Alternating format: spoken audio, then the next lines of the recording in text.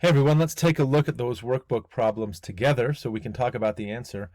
Workbook page 221, that's the series circuit. I don't have the drawing here because I don't have enough space, but you can see I've got resistors A through F, and these are the values, and they're all in series.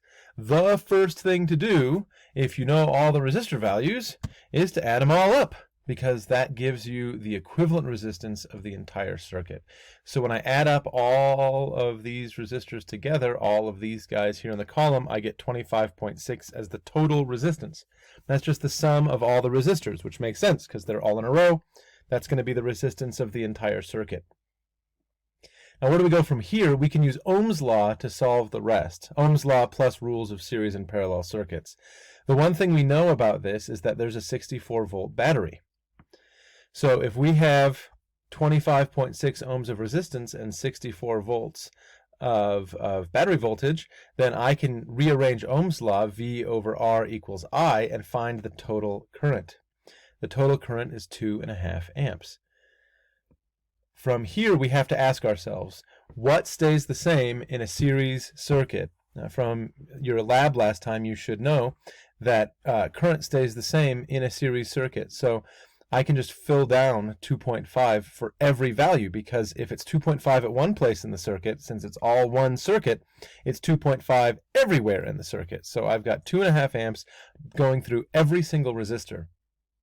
Now to get the voltage drop by each resistor, I just have to use Ohm's law again, V equals IR.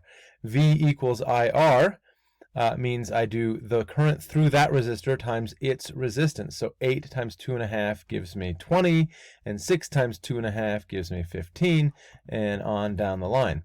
Now we can check to make sure that we're right by adding all the voltage drops. So let's see, 20 plus 15 is 35. 6.5 and 3 3/4, or 6 1/4 and 3 3/4, that's 10. So 35 plus 10 is 45, plus 10 again here is 55, plus 9 is 64 volts. There's a 64 volt total drop. The voltage is split among the resistors. Bigger resistors dropping more voltage, and the current stays the same. For a parallel circuit, if we go and you look on the next page, page 222, we have all the resistors, and they're hooked up, as you can see, in parallel. We should do much the same thing. We have to add all the resistors in parallel, and of course to do that we do not just add up the resistances. I'll say it again real loud. Don't add up the resistances of parallel resistors. You have to do that funny inverse sum thing that you learned about. So it's 1 over 80 plus 1 over 60 plus 1 over 75 all the way down the line. And then once you get the sum of all those fractions, that equals 1 over the equivalent resistance. So you need to do the inverse of that to get the total. If you do that, you should get 12.38. I recommend right now putting this in your calculator and doing it until you get 12.38. If you do not get that, then we have an issue here. So you just need to make sure that you get 12.38.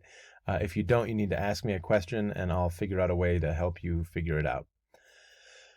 From here, it's much the same as the series circuit. If we know the voltage of the battery, 18 volts, then we know the total current through the system is 1.45 amps, because I can just do V over R equals I. Ooh, that's a fun reveal. What we are going to ask ourselves next is, what should we do? What stays the same in a parallel circuit? And we found in our investigation yesterday that, as I showed you just a few seconds ago, the voltage stays the same. Now be careful. There are 6 resistors, but it is not 1/6 of the voltage to each. It's all of the voltage to each resistor.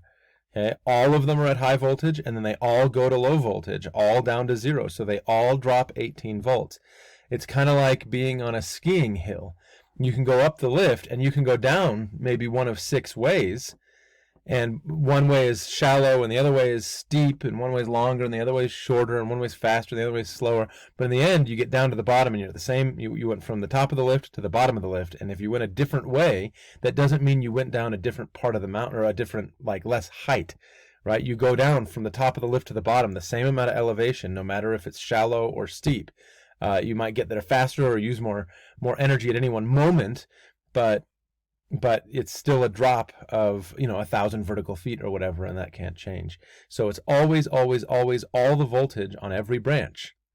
Now again, I can use Ohm's law, I equals V over R, and so I have the voltage and the resistance of each given branch, and so I can do 18 over 80, and 18 over 60, and 18 over 75, and so on and so forth. Now if we add up all these, I won't do this one in my head because that looks hard. If we add up all these together, you get, you guessed it, 1.45 amps.